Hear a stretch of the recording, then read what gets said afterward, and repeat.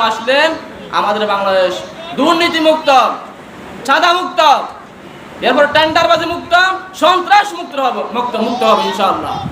বলে ইনশাআল্লাহ। যারা ক্ষুধার্ত এরা দিন দিন ক্ষুধার্ত হতে আছে, আর যারা ধনী, যারা নেতা কাতা, এরা দিন দিন বড়লোক হচ্ছে। তো আপনার ছেলে কি করে?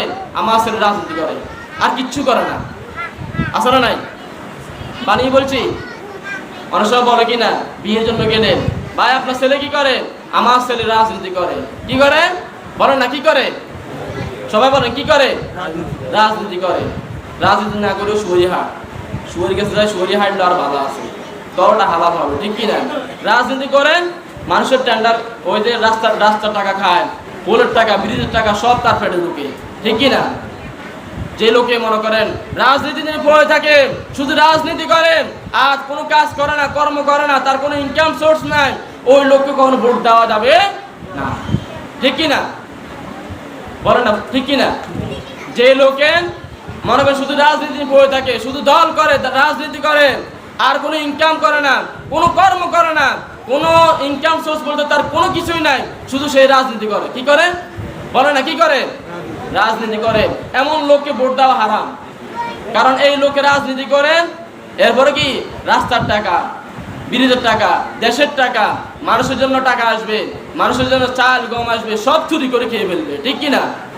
কিয়ামতের ময়দানে এই লোকে রাস্তা নিয়ে, এরপরে ব্রিজ নিয়ে কাঁদো করে লুটন দেবো।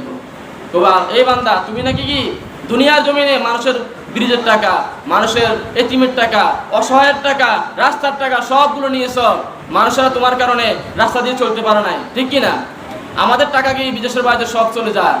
এক একটা মন্ত্রী এমপি কতগুলো বাড়ি করছে, আর আমরা হাঁটতে পারি না, ঠিক কিনা? এটা তো আপনাদের চোখের দেখা, ঠিক কিনা?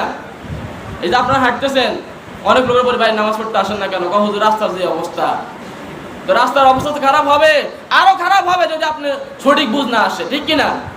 আপনার মধ্যে যখন সঠিক বুঝ আসবে, আপনি এমন লোককে ভোট দিবেন যে লোক আসলে কখনো আপনাকে ভোটের বিনিময়ে আপনাকে এক কাপ চাও খাওয়াবে না, আবার দেশের থেকে 1 টাকাও নিবে না, এমন লোককে ভোট দেওয়া ফরজ, ঠিক কিনা? পারবো তো? ওই যে কমলনগরের একজন হুজুর আছে, তার নাম খালেদ সাইফুল্লাহ, নাম শুনছেন?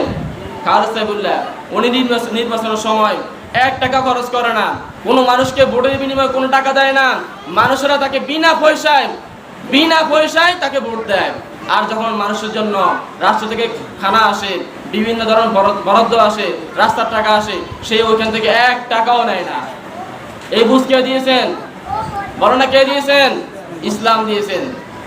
তা আমরা ইনশাআল্লাহ ইসলাম বুঝতে চেষ্টা করবো, ইনশাআল্লাহ। বলেন ইনশাআল্লাহ। ইসলাম মানুষকে সম্মান দিয়েছে, ইসলাম হিন্দুদেরকে সম্মান দিয়েছে, ইসলাম নারীদেরকে সম্মান দিয়েছে, ইসলাম এতিম অসহায় যারা আছে সবাইকে সম্মান দিয়েছে, ঠিক না? রাজা বাদশা যারা আছে সবাইকে সম্মান দিয়েছে ইসলাম। এই জন্য আমরা চাই ইনশাআল্লাহ ইসলাম ক্ষমতায় আসুক, ইনশাআল্লাহ। বলেন ইনশাআল্লাহ। তাহলে যে জাহিলি যুগে নারীদের কোনো সম্মান ছিল না, নারীদের কোনো সম্মান বলতে কিছুই ছিল না, নারীদেরকে জীবন্ত হত্যা করা হতো জন্ম হওয়ার পরে। আজ দেখেন নারীদের কত সম্মান, নারীরা সব জায়গায় সম্মান পায়। এটা কে দিয়েছে?